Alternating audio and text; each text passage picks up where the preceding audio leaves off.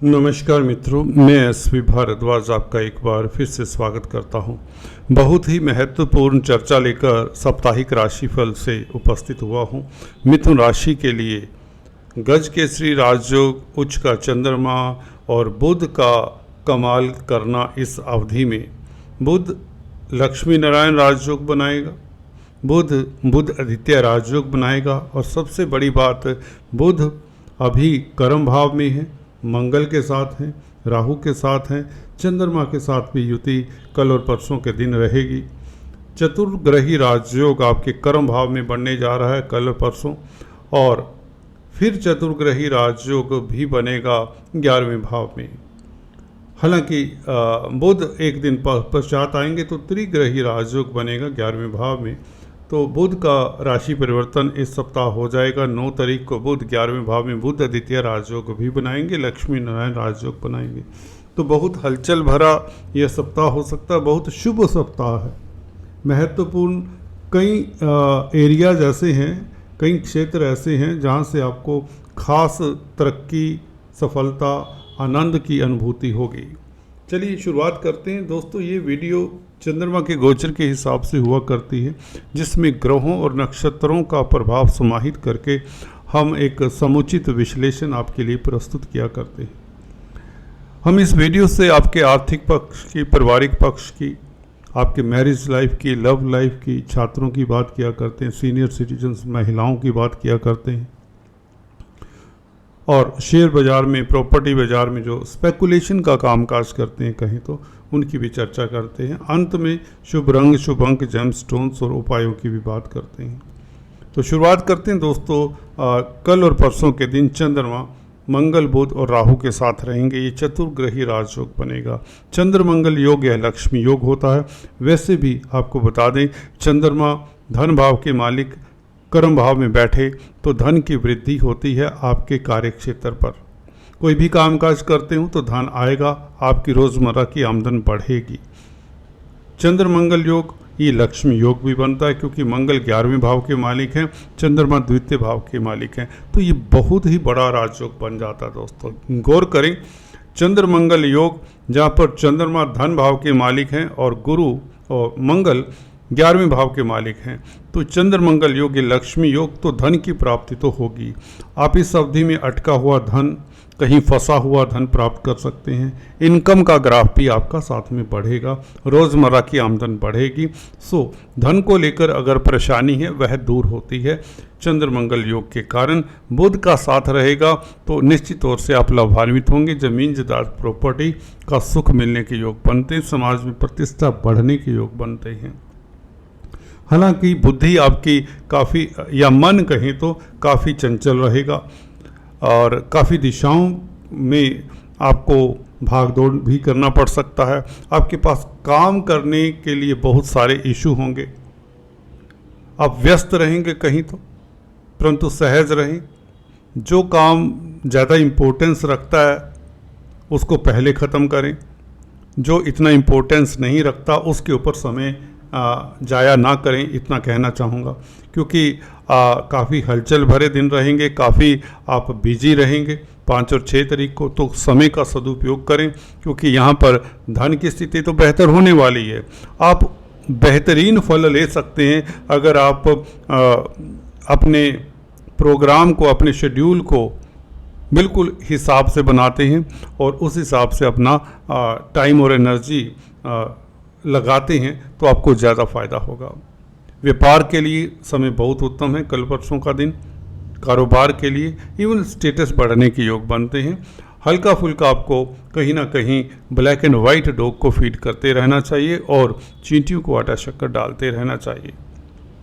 कुल मिलाकर अगर ज़मीन जायदाद प्रॉपर्टी का कामकाज करते हैं तो आपके लिए बेहतर समाचार रहे, बेहतर दिन रहेंगे। बात करते हैं 7 और 8 तारीख की। 7 और 8 तारीख चंद्रमा शुक्र के साथ, सूर्य के साथ मिलेंगे। सूर्य और चंद्रमा जब इकट्ठे होते हैं तो ये कहीं ना कहीं अमावस का दिन होता है। तो शुक्र के साथ हैं चंद्रमा, पंचम भाव को तीनों ग्रह देखेंगे। बुध हालांकि एक रोज बाद 9 तारीख को 11वें भाव में आएंगे, उसकी भी चर्चा करेंगे। तो चंद्रमा, शुक्र और सूर्य तीनों का 11वें भाव के ऊपर, पंचम भाव के ऊपर 11वें भाव से दृष्टि होना। पंचम भाव आपका विद्या, बुद्धि, संतान का भाव है, स्पेकुलेशन का भाव है। तो स्पेकुलेशन से लाभ के योग बना देता है, क्योंकि चंद्रमा धन भाव का मालिक है और शुक्र पंचमेश है, सूर्य तो 3rd हाउस के मालिक है। तो कहीं ना कहीं मार्केटिंग के व्यक्तियों के लिए समय अच्छा रहेगा। मीडिया के क्षेत्र में कामकाज करते हैं तो स्थितियां बेहतर रहेंगी। छात्रों के लिए समय उत्तम रहेगा। लव लाइफ के लिए समय बहुत बेहतर रहने वाला, आप रोमांटिक रहेंगे। शुक्र और चंद्रमा का योग आपको रोमांटिक बनाता है। शेयर बाजार वालों के लिए समय खास उत्तम, लॉटरी इत्यादि के योग बनते हैं, क्योंकि शुक्र अपनी राशि को देख रहा है, पंचम स्थान को देख रहा है। तो संतान को लेकर चिंताएं दूर होती हैं। संतान कोई ऐसा काम कर सकती है जिससे आपको खुशी मिले। और चंद्रमा का शुक्र के साथ मेल कहीं ना कहीं स्त्री वर्ग से भी आपको लाभ होता है। अगर आपके कोलीग्स फीमेल हैं तो उनके साथ आपकी निकटता भी बढ़ती है और उनसे आपको लाभ भी हो सकता है। आपके दाम्पत्य जीवन में मधुरता रहेगी, मिठास रहेगी, ये बात भी तय है। अगर आप सौंदर्य प्रसाधन, कॉस्मेटिक्स, ज्वेलरी इत्यादि या कला से रिलेटेड कोई भी कामकाज करते हैं तो आपकी कला में निखार आता है, आपका इमेजिनेटिव पावर बढ़ जाता है, आपका इमेजिनेटिव स्किल बढ़ जाता है। सरकारी क्षेत्र से फायदे होने के योग बनते हैं, क्योंकि सूर्य उच्च के हैं। शासन सत्ता से जुड़े हुए, राजनीति से जुड़े हुए लोगों को भी लाभ होगा, बल्कि उच्च पद मिल सकता है। कुछ ना कुछ अच्छा घटनाक्रम राजनीति में जो हिस्सा ले रहे हैं उनके लिए हो सकता है, कोई शुभ समाचार मिल सकता है। बुध का 9 तारीख को 11वें भाव में आना, बुध आदित्य राजयोग बनना, ये बहुत अच्छा रहेगा। आपकी मान प्रतिष्ठा बढ़ती है, स्वास्थ्य उत्तम होता है, तेज प्रभाव समाज में बढ़ता है। कुल मिलाकर ये बुध आदित्य राजयोग 9 तारीख से लेकर 13 तारीख तक आपको व्यापार में सफलता देता है। अगर आप रिसर्च कर रहे हैं, साइंटिस्ट हैं या कंप्यूटर आईटी लाइन में हैं, कमीशन का कामकाज करते हैं, तो बहुत सफलता, बहुत बड़ी सफलता आपका इंतज़ार कर रही है। छोटी बड़ी यात्राएं करते हैं, कुछ लिखते हैं, तो आपके लिखे हुए को लोग सराहना करेंगे। या अगर आप लिखना चाहते हैं तो भी बहुत बेहतर दिन रहेगा, मित्रों का साथ रहेगा। बात करते हैं 9-10 तारीख को चंद्रमा उच्च के होंगे, गुरु के साथ होंगे। गज केसरी राजयोग परंतु 12वें भाव में, तो 12वां भाव हॉस्पिटल्स का, विदेशों इत्यादि का है, सोशल सामाजिक संस्थानों का है। अगर आप एनजीओज में कामकाज करते हैं तो आपकी प्रतिष्ठा बढ़ती है, आपका नेम फेम मिलता है। हॉस्पिटल्स में कामकाज करते हैं तो आपकी तरक्की होती है, आप खुश रहते हैं, जॉब सेटिस्फैक्शन मिलता है। आप इमोशनल्स रहेंगे, लोगों के काम आएंगे, आपको और भी सुकून मिलेगा। योगा मेडिटेशन से, धर्म कर्म के कामों से आपको लाभ होगा। धार्मिक कृत्यों में अगर आप संलग्न हैं, अकल्ट विद्याओं में संलग्न हैं, प्रीस्ट हैं, प्रीचर्स हैं, धार्मिक वक्ता प्रवक्ता हैं, किसी तरह के टीचर हैं, गाइड हैं, सेंट हैं, तो इन लोगों के लिए खास समय उत्तम रहेगा। विदेशी कंपनियों में कामकाज करते हैं, धन की स्थिति बेहतर होगी। हालांकि निवेश के लिए भी दिन बहुत उत्तम रहेगा। आपका लव लाइफ, आपका कंजुगल लाइफ बहुत बेहतर रहने वाला है। आपकी नींद अच्छी रहेगी, इसका मतलब आपका स्वास्थ्य भी उत्तम रहेगा। कर्जे से निजात मिलने के योग बनाता है ये गुरु चंद्रमा का एस्पेक्ट 6ठे हाउस के ऊपर, 6th हाउस के ऊपर। तो कुल मिलाकर आपके लिए ये जो दिन है 9-10 तारीख, आप इमोशनल भी रहेंगे, जज्बाती भी रहेंगे, हम्बल रहेंगे, चैरिटेबल रहेंगे, धर्म कर्म के कामों में संलिप्त रहेंगे, जिससे आपको मानसिक सुकून मिलेगा। योगा, मेडिटेशन, तंत्र मंत्र, रिद्धि सिद्धि से, इष्ट देव की आराधना से आपको सुकून मिलता है। विदेशी कामकाज, एक्सपोर्ट इंपोर्ट का कार्य करने से आपको सफलता मिलती है, धन की स्थिति बेहतर होती है। निवेश के नए आयाम खुलेंगे, नए रास्ते खुलेंगे। अगर आप काफ़ी समय से निवेश में नुकसान उठा रहे थे, निवेश करने के मौके ही नहीं मिल रहे थे, तो ये सप्ताह आपके लिए बहुत बेहतर है। खासकर 9-10 तारीख निवेश कर दें, बहुत अच्छे मौके हैं, बहुत अच्छे दिन हैं। तो कुल मिलाकर ये गुरु चंद्र योग आपके लिए बहुत बेहतर है। खासकर अगर आप मल्टीनेशनल कंपनीज में कामकाज करते हैं तो भी बेहतर है। 11-12 तारीख को चंद्रमा लगन में मिथुन राशि में। धन भाव का मालिक, स्पीच का, कुटुंब का मालिक है चंद्रमा। लगन में बैठे तो स्पीच आपकी तेज तरार होती है। वाणी से, अपनी वाक्पटुता से आप काफ़ी कुछ अर्जित कर सकते हैं। धन की स्थिति बेहतर कर सकते हैं। आप अच्छे ओरेटर साबित होते हैं। आपका पारिवारिक लाइफ अच्छा रहता है। अपने परिवार के साथ क्वालिटी टाइम बिताने का आपको मौका मिलेगा। समाज में प्रतिष्ठा बढ़ेगी। चंद्रमा जब लगन में होता है तो आपका मैग्नेटिज्म, आपका ऑरा लोगों के सिर चढ़कर बोलता है। यूं कहें, चंद्रमा की स्थिति 11-12 तारीख को आपको खास सफलता दे सकती है। आपकी कामकाज करने की शैली भी चेंज होगी, पॉजिटिव होगी। आप सुखी रहेंगे, संपन्न रहेंगे और आपकी चल अचल प्रॉपर्टी बढ़ने के योग बनते हैं। पब्लिक डीलिंग करने वालों के लिए खास दिन ये अच्छे रहेंगे। अगर आप चार्टेड अकाउंटेंट, इंजीनियर, डॉक्टर हैं तो आपके लिए दिन बहुत बेहतर है। मन में राग विषाद दूर होता है, या यूँ कहें आप सुखी रहते हैं, तनावों से मुक्त होते हैं। दिन अच्छे हैं चैलेंज लेने के लिए, शत्रुओं को डील करने के लिए, विरोधाभास की स्थिति को से मुक्ति पाने के लिए दिन बहुत उत्तम है। तो पारिवारिक रिश्ते मधुर होंगे, पारिवारिक मतभेद दूर होंगे, दाम्पत्य जीवन आपका सुखद रहेगा, लव लाइफ आपकी उत्तम रहेगी। मंगल की दृष्टि इस चंद्रमा के ऊपर, लक्ष्मी योग बनता है तो अटका हुआ धन मिले।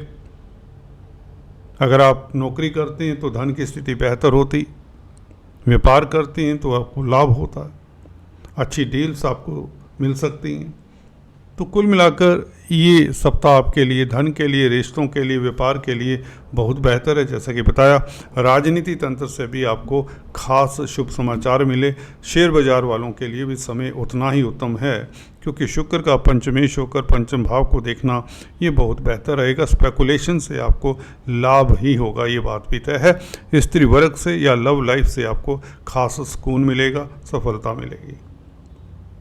बात करते हैं चलते चलते lucky number, lucky colour, gemstones की। लकी नंबर इस सप्ताह रहेगा 2 दोस्तों, 2, 11, 29। जेमस्टोन्स की बात करें तो अक्सर बताते आए हैं, जो फर्स्ट टाइम हमारे चैनल को देख रहे हैं बताना चाहूँगा, पन्ना बनता है, इसे ज़रूर धारण करें।